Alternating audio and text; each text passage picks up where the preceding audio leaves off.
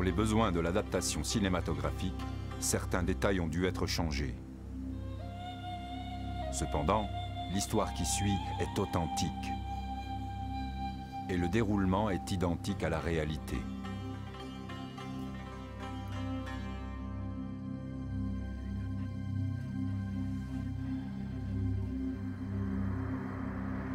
Ils sont là.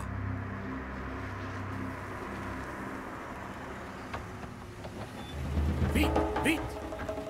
Par ici! Par ici! Allez vite, montez! Dépêchez-vous! Oui, oui, j'arrive! Plus vite! Non. Vite! Où est-ce Là-dedans! Je suis là, maman! Non! Pas dans le coffre! Montez! Non, non! Faut faire vite! Allez, là-dessus! Là, Encore! monte maintenant! Non! Calmez-vous! Et vous, asseyez-vous devant! Vite!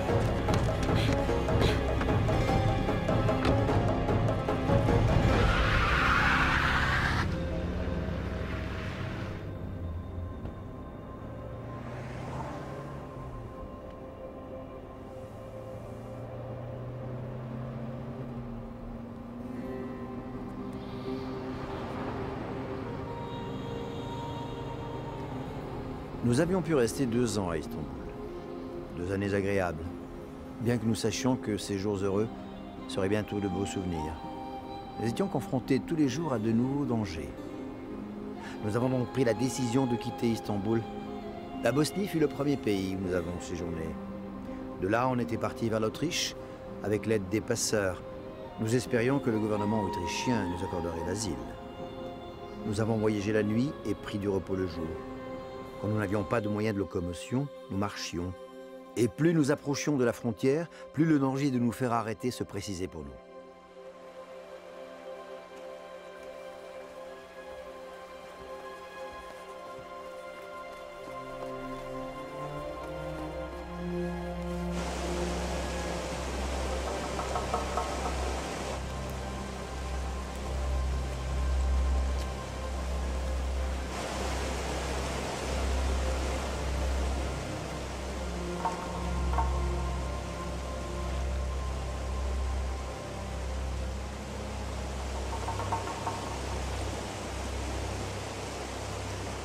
On doit traverser un par un, sinon ça tient pas. Super. On va traverser un par un, oui, une seule personne à la fois, pas plus qu'une.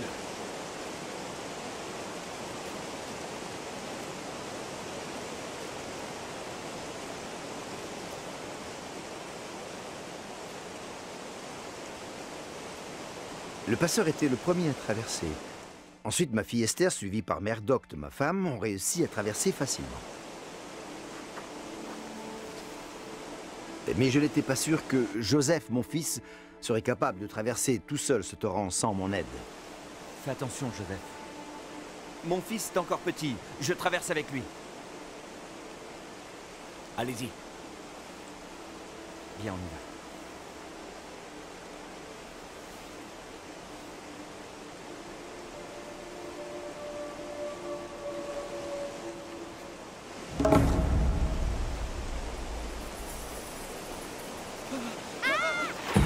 Ils sont tombés!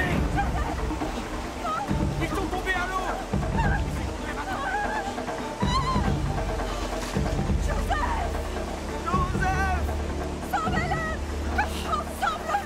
La mort est venue vers moi et m'a dit « Je suis venu pour t'emmener avec moi. » Où est donc ce Dieu dont tu parles tout le temps? Je me suis alors tourné vers mon Dieu pour lui demander « Seigneur, mon Dieu, nous as-tu emmenés dans cette forêt juste pour que Joseph et moi nous trouvions une mort affreuse? Qu'ai-je fait pour que tu m'affliges ça? Pour quelle faute veux-tu me punir? » Oui, mais après, il n'a pas tenu parole. Tu aurais dû l'obliger de le faire. C'est pas si facile que ça, pas vrai? Tu aurais dû prendre un avocat? Ça finira bien par s'arranger. J'en ai eu au marché, mais c'était très cher. Si t'as besoin d'aide... Non, merci, je n'ai pas Khosrow, très passe-moi faim. le pain. Eh, dites, vous trouvez pas que Khosrow ressemble aux zombies qu'on voit dans les films américains? Hein? Non, non, Khosrow a seulement besoin de manger de la bonne nourriture. Le même genre de nourriture que j'ai donné à votre père pendant des années. Et vous voyez comme il est grassouillet et en bonne santé. Il n'y a pas de problème. Khosrow pourra devenir comme lui. Eh! Khosrow, tu es là? Il faut que j'aille travailler. Travailler? Tu devrais être à l'université en ce moment. Je gagne plus que vous tous réunis. Évidemment, puisque je ne gagne rien. Car moi, j'étudie. Je n'ai pas abandonné mes études pour un travail payant, mais sans avenir pour la compagnie du téléphone. Ça suffit. Cette discussion est terminée, nous mangeons. Oui, je me souviens au service funèbre de votre grand-père. C'était magnifique. Tout le monde a pleuré, excepté Khosrow. Peut-être, mais il a été très peiné. Ah oui? Comment le sais-tu? Parce qu'il me l'a dit. À moi, il n'a rien dit. Jamais. J'avais un collègue au travail qui était dépressif. Et alors? Eh bien, c'est évident. Je comprends pas. Khosrow souffre de dépression. Ah, il faut trouver à Khosrow une gentille fille à épouser. Qui sait, peut-être une de ses cousines. C'est ce dont il a vraiment besoin. Farzine, termine ton histoire, ça m'intéresse. Qu'est-ce qui est arrivé à ton ami? Il s'est tué. Un suicide. Je suis issu d'une grande famille. Et habituellement, dans les grandes familles iraniennes, se passent des tas de choses. Jusqu'à ce jour, personne dans la famille ne m'avait vu pleurer. Ils croyaient tous que je n'avais aucun sentiment ou émotion. Ma vie au sein de ma famille et au travail devenait de plus en plus difficile. J'essayais de me rapprocher de Dieu, de ses lois et commandements, en lisant différents livres et en participant à différentes activités religieuses. Je cherchais Dieu, mais je ne le trouvais pas. J'avais un étrange sentiment. C'était assez curieux, comme si j'avais un vide tout au fond de mon âme. Un vide que je n'arrivais pas à combler. Un jour, en me rendant au travail, je suis passé devant cette église, et pour la première fois, je l'ai remarquée. Cette fois, je ne sais pourquoi, elle me paraissait différente. J'avais l'impression qu'une voix m'appelait. Tapis de Kachan, ils sont pas chers. Tapis de Kachan. Quand je rentrais le soir, après mon travail, je ne prenais jamais pratiquement le même chemin. Cependant, ce soir-là, c'était différent. La voix que j'avais entendue le matin me disait de rentrer par le même chemin.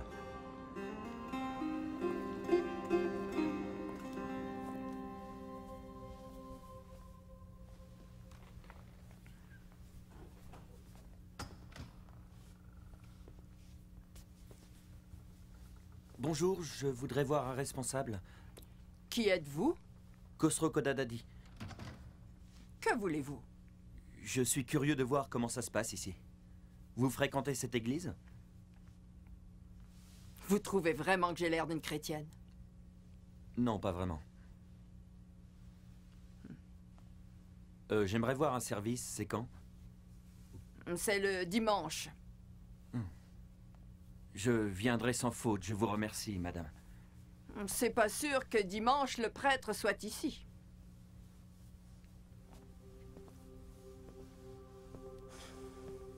J'ai attendu avec une grande impatience que le dimanche arrive. Je n'avais jamais été aussi fébrile. De ma vie, aucun jour important ne l'avait été à ce point-là. Je n'attendais plus que ça, je ne pensais plus qu'à ça et je passais tout mon temps à me concentrer sur ce dimanche à venir.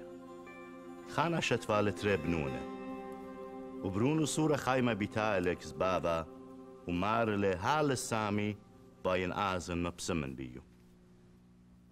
Quand je suis entré dans l'église, j'ai aperçu quelques hommes et quelques femmes plutôt âgés, et un homme qui parlait. Je ne comprenais pas ce qu'il disait. Je ne connaissais pas la langue qu'il parlait. Plus tard, j'ai su que cet homme prêchait en assyrien. C'est la langue utilisée par une des minorités chrétiennes en Iran. Bonjour, mon fils. Oh. Sois le bienvenu. Merci. Assieds-toi, assieds-toi. Merci. Alors dis-moi comment puis-je t'aider? Par quoi dois-je commencer? Je suis souvent passé devant cette église, mais je ne me suis jamais arrêté. Je vois. Lève-toi. Je voudrais te montrer quelque chose.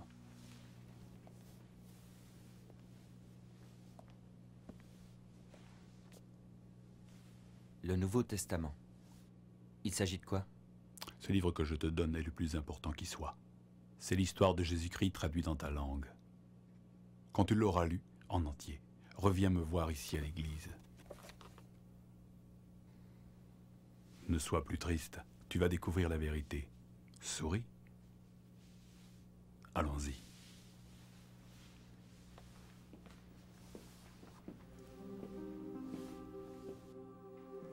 Alors Jésus appela un petit enfant, le plaça au milieu d'eux et dit, « En vérité, je vous le dis, si vous ne vous convertissez et si vous ne devenez comme les petits-enfants, vous n'entrerez point dans le royaume des cieux. » Après avoir lu l'Ancien Testament, je me sentais comme avant, je n'avais pas changé, rien en moi n'était différent. J'ai repris la lecture du début en espérant que, peut-être que je pourrais finir par comprendre. Je me suis acharné, puis acharné encore, j'ai repris la lecture de nombreuses fois. Mais rien ne changeait en moi, c'était pas spontané, et moi, c'était ce que j'espérais, que ça viendrait automatiquement après la lecture. Malgré tout, j'écoutais la voix au fond de moi et je lisais et relisais le Nouveau Testament. Un soir, en rentrant du travail, j'étais en colère, désespéré. Une sorte d'apathie m'avait envahi. Je me disais que personne ne pouvait m'aider et que j'étais seul pour faire face à mes questions.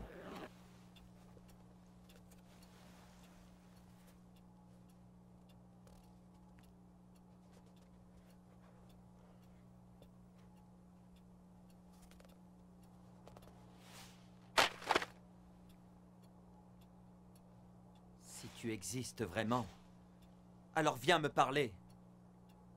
Ou sinon, sors de ma vie. Laisse-moi redevenir Khosrow comme avant.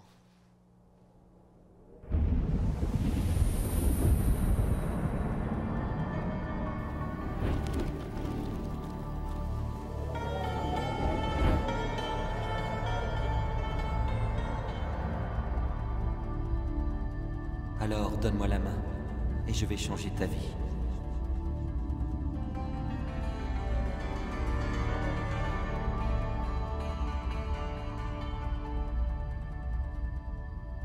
Je ne savais pas qui il était. Je savais seulement que j'avais eu une vision. Je ne dormais pas. Je savais que je venais de jeter le livre à travers la chambre. Cela était impressionnant d'entendre sa voix dans ma chambre, mêlée aux autres bruits, comme le samovar de ma mère. J'ai senti que cette personne ne m'était pas étrangère, qu'elle avait été avec moi depuis mon enfance.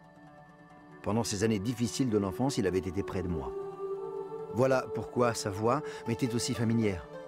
C'est pour ça aussi que je ne le ressentais pas comme un étranger.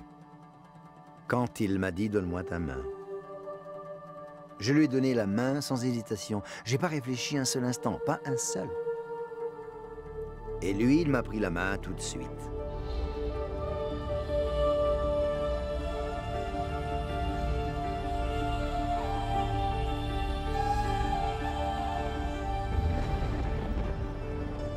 J'ai tendu la main vers lui et il a pris ma main dans la sienne. Une sensation étrange m'a envahi, comme si un courant électrique passait dans mes doigts et s'engouffrait dans tout mon corps. Je transpirais à grosses gouttes, mais je ressentais une paix intérieure intense. Cette fois, j'avais changé, ma coquille venait d'éclater. J'étais devenu un être humain différent.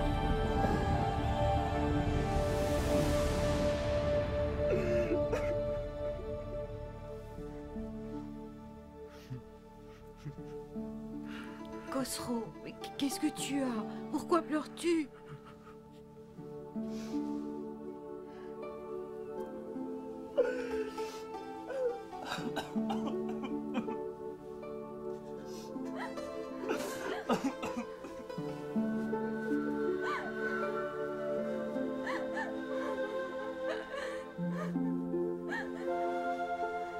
Je crois que dès que je l'ai vu, toute ma douleur, ma tristesse et mon désespoir m'ont quitté. Je me suis senti réconforté au plus profond de moi. Une joie immense m'a envahi. J'espérais connaître cette joie depuis mon plus jeune âge. La tension et la douleur me quittèrent peu à peu. Mes plaies se refermèrent. La violence et ma colère s'estompèrent. C'est la joie du Seigneur qui prit place en moi pour la vie. Jusqu'à ce jour, je ne l'ai pas perdue. Le matin suivant, quand j'ai ouvert les yeux, tout était merveilleux. Tout le monde me semblait parfait. Mon père, ma mère, ma vieille maison. Et sans oublier, au fond du jardin, la mare dans laquelle nageaient quelques poissons. Bonjour maman. Bonjour, Khosrow. J'étais enfin heureux, car le monde était nouveau pour moi. Tout avait changé. Je le voyais d'une autre façon. Mon cher Khosrow, tu es né de nouveau. Tu es maintenant une nouvelle création en Jésus-Christ.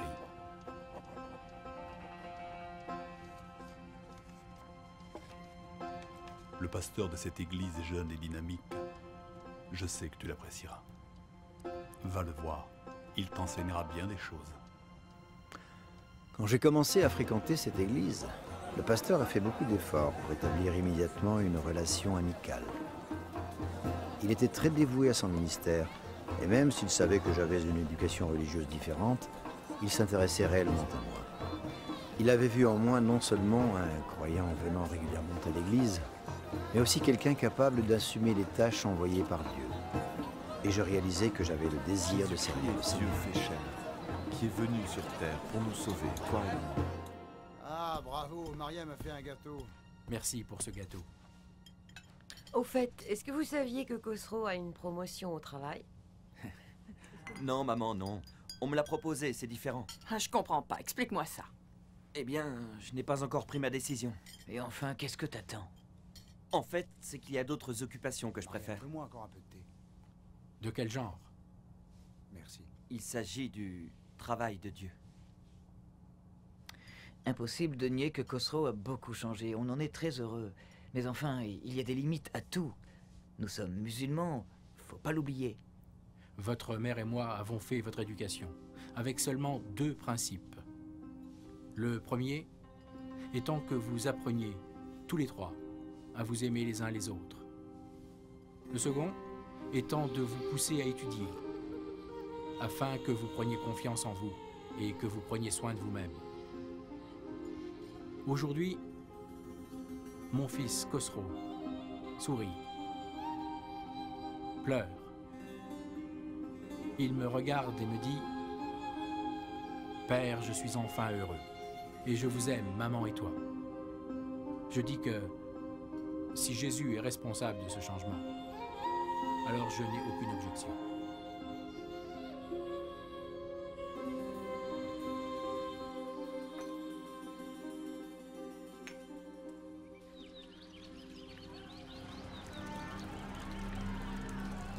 Jésus attend de moi que je sois un brave soldat. Et tu as déjà pris ta décision? Je suis prêt à tout pour Jésus. Je quitte mon travail.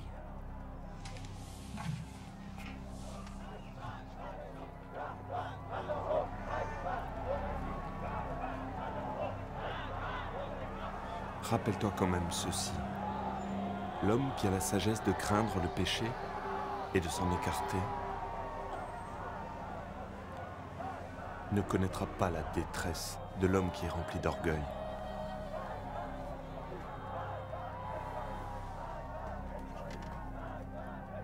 L'Iran est en train de changer très vite, Khosrow. Tu sais qu'il y a maintenant des persécutions sans parler du reste? Personne ne sait comment tout cela va finir. Tu as bien réfléchi à ce qui se passe? Tu es bien sûr de toi?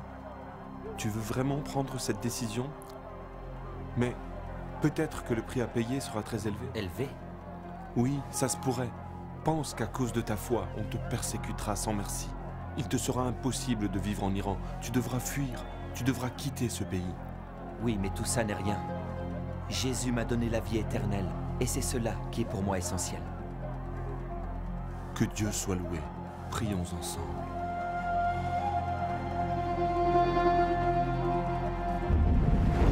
Rattrapez mon fils! Oh, ça va!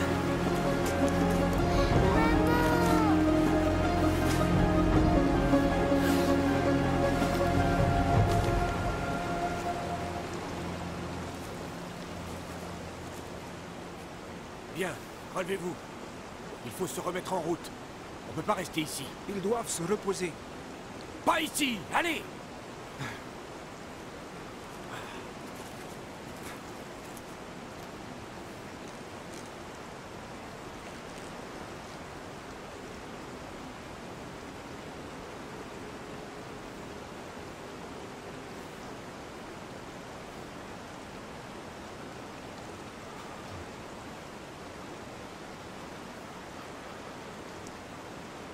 Je suis curieux.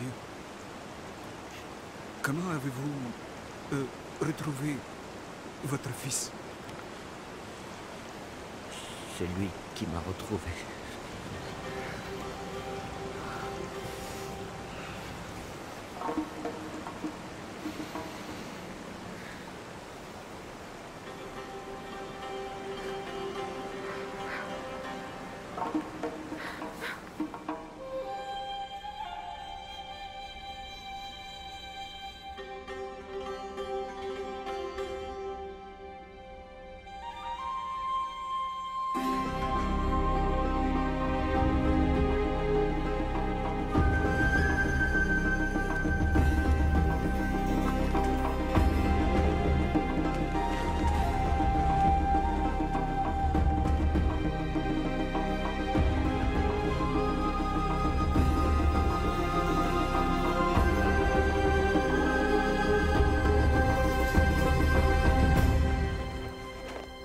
L'Autriche!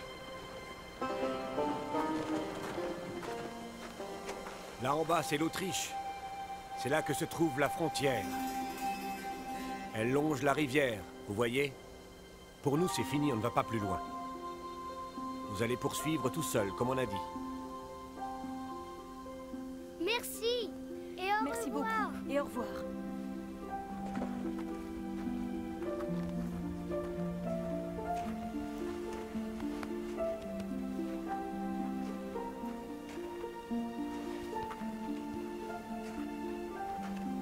Nous étions heureux d'être enfin arrivés à la frontière autrichienne.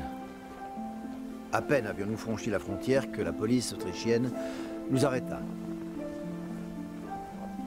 Nous nous sentions mal. Nos vêtements n'étaient même pas secs et nous avions peur qu'ils nous renvoient en Turquie sur le champ. Au contraire, ils se sont mis à nous traiter avec respect. À peine ont-ils su que j'étais un pasteur chrétien. Malgré qu'on n'était pas du même pays, qu'on ne parlait pas la même langue, ils nous ont installés dans une maison et ils se sont bien occupés de nous.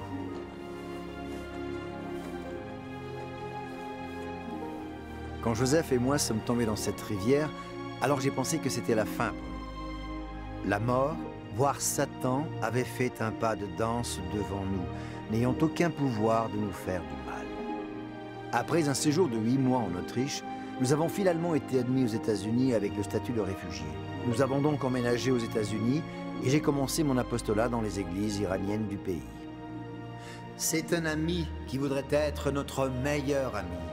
Je parle de la personne qui est la plus puissante au monde, celle qui contrôle tous les pouvoirs du monde. Et même s'il est le pouvoir suprême, il connaît la souffrance, il connaît la douleur, il a souffert pour nous. Le reniement, il connaît, l'abandon, il connaît, il a tout connu sur terre. Il est mon ami et votre ami. Il est aussi l'ami de ma famille.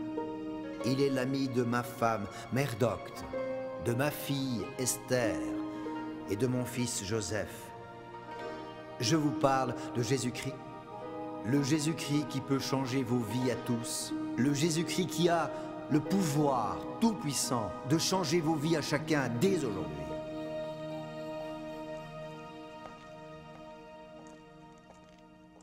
Un monde d'affliction, un avenir sans espoir. Tel était le sombre horizon d'un jeune homme appelé Khosrow Khodadadi. Personne, même pas les membres de sa famille, ne l'avait jamais vu verser une larme.